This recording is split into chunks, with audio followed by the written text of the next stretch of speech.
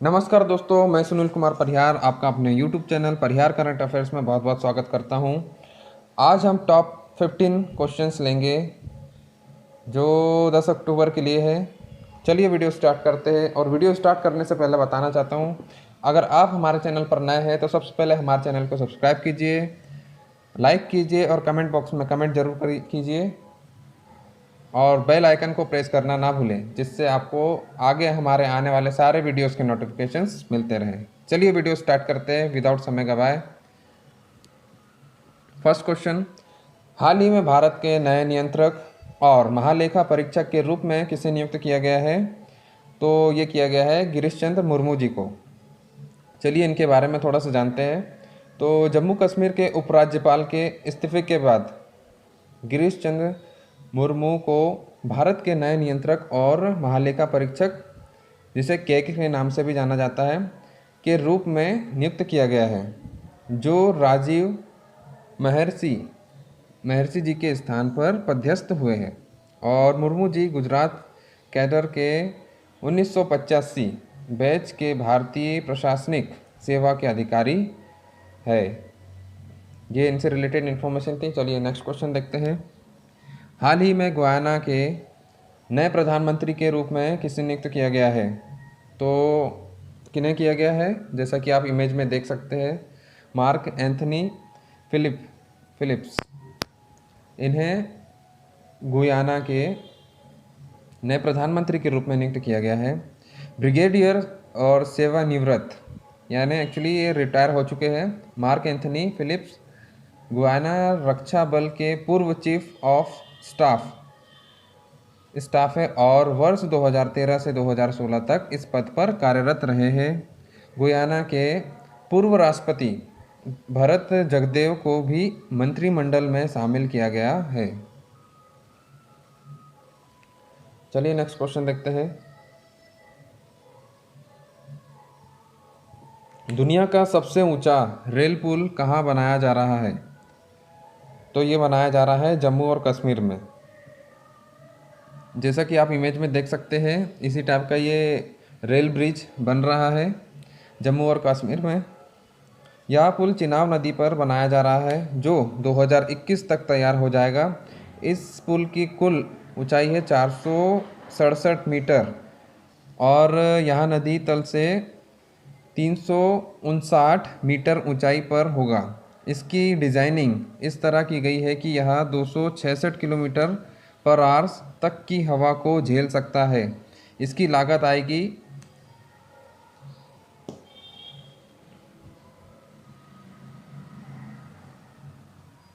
80,068 करोड़ रुपए, ये इसकी लागत होगी।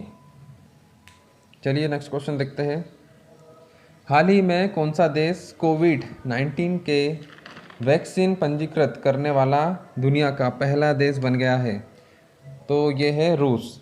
इस वैक्सीन का नाम स्पुतनिक वी दिया गया है, जो रूस के पहले उपग्रह के नाम पर रखा गया है, जिसे 1957 में रूस द्वारा पृथ्वी की निचली कक्षा में लॉन्च किया गया था। स्पुतनिक शब्द एक रूसी शब्द है। चलिए नेक्स्ट क्वेश्चन देखते हैं। अमेजिंग अयोध्या पुस्तक के लेखक कौन है? तो ये है नीना रॉय। इनके द्वारा यह पुस्तक लिखी गई है।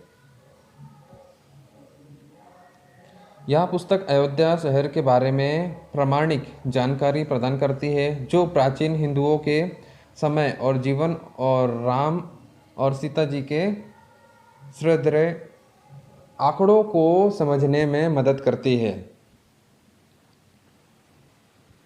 चलिए नेक्स्ट क्वेश्चन देखते हैं। हाल ही में किस राज्य या केंद्र शासित प्रदेश सरकार ने स्वस्थ शरीर स्वस्थ मन फिटनेस अभियान शुरू किया है? तो ये किया है दिल्ली सरकार द्वारा। कोविड-19 महामारी के कारण, लॉकडाउन के कारण अपने घरों में सीमित रहने वाले छात्रों के लिए फिटनेस अभियान दिल्ली सरकार द्वारा शुरू किया गया है। चलिए नेक्स्ट क्वेश्चन देखते हैं। अंतर्राष्ट्रीय चैरिटी दिवस कब मनाया जाता है? तो अंतर्राष्ट्रीय चैरिटी दिवस मनाया जाता है 5 सितंबर को। इसकी घोषणा 2012 में संयुक्त राष्ट्र महासंघ द्वारा की गई थी। और यह दिवस क्यों मनाया जाता है? तो यह मदर टेरेसा जी की निधन की याद में यह दिवस मनाया जाता है।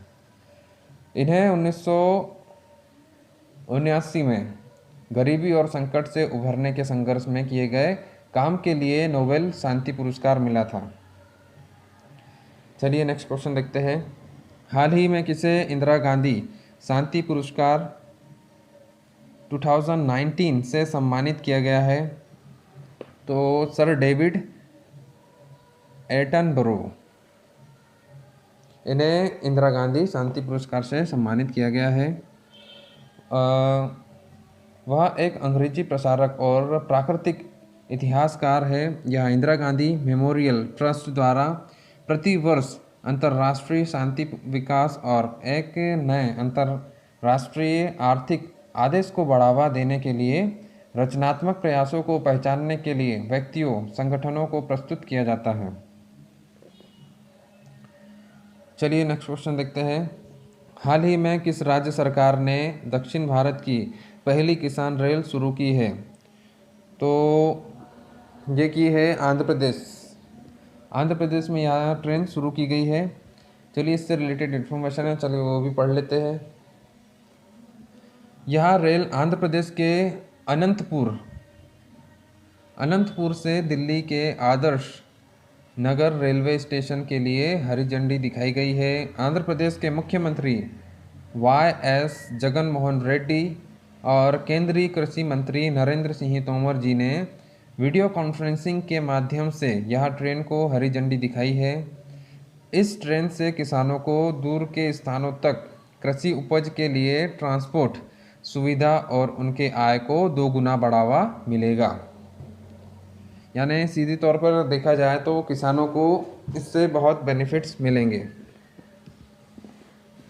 चलिए नेक्स्ट क्वेश्चन देखते हैं। हाल ही में किस राज्य सरकार ने भारत का पहला एकीकृत एयर एम्बुलेंस लॉन्च किया है? तो ये किया गया है कर्नाटक में। कर्नाटक के मुख्यमंत्री BS येदियुरप्पा जी ने यहाँ एयर एम्बुलेंस लॉन्च की है। और यह एक प्रकार की सेवा है जिसमें चिकित्सा कर्मचारी दवाएं और वेंटिलेटर, CPR उपकरण, ECG और निगरानी इकाइयाँ और स्ट्रेचर सहित सामान्य उपकरण ले जाया जा सकता है। चलिए नेक्स्ट क्वेश्चन देखते हैं। हाल ही में किस राज्य ने स्वच्छता कर्मचारियों के लिए गरिमा योजना शुरू की है? तो ये की गई है ओडिशा सरकार द्वारा। इस योजना के तहत ओडिशा राज्य सरकार द्वारा लगभग 20,000 करोड़ स्वच्छता कर्मचारियों और उनके परिवारों को ओडिशा राज्य की 1 लाख आबादी को कवर करने के लिए कई लाभ प्रदान किए जाएंगे इस योजना के तहत। चलिए नेक्स्ट क्वेश्चन देखते हैं। हाल ही में किस मंत्रालय ने पूर्वोदय पहल की शुरुआत की है?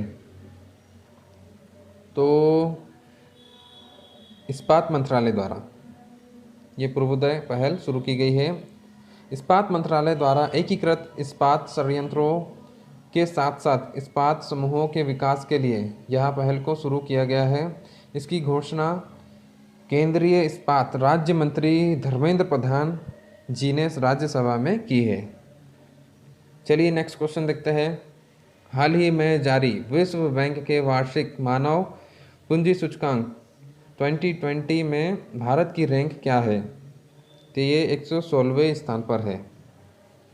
पिछले साल 115वें स्थान पर था भारत।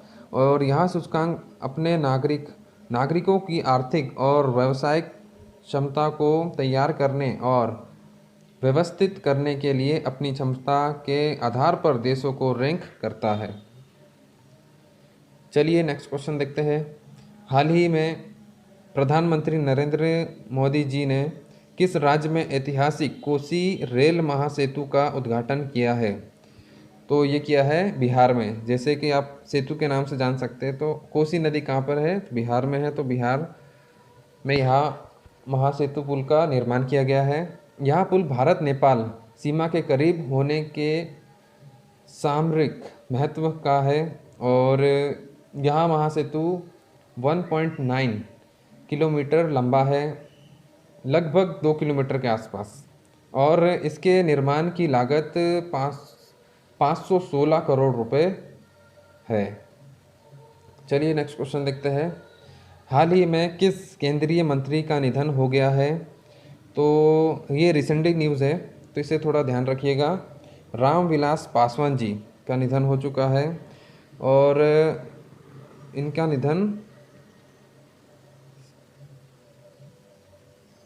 74 वर्षीय रामविलास पासवान जी का निधन कई दिनों से बीमार रहने के कारण इनका यह निधन हुआ है। वे 22 अगस्त से अस्पताल में भर्ती थे। 2 अक्टूबर को हार्ट सर्जरी हुई थी इनकी। और इनसे रिलेटेड थोड़ी इन्फॉर्मेशन है, वो भी देख लेते हैं। तो 1969 में पहली बार विधायक बने थे ये। और 1977 में उन्होंने जनता पार्टी की सदस्यता ली थी और 9 बार चुनाव जीते हैं। ये इनसे रिलेटेड इन्फॉर्मेशन थी। चलिए दोस्तों, क्वेश्चंस ख़त्म हो चुके हैं।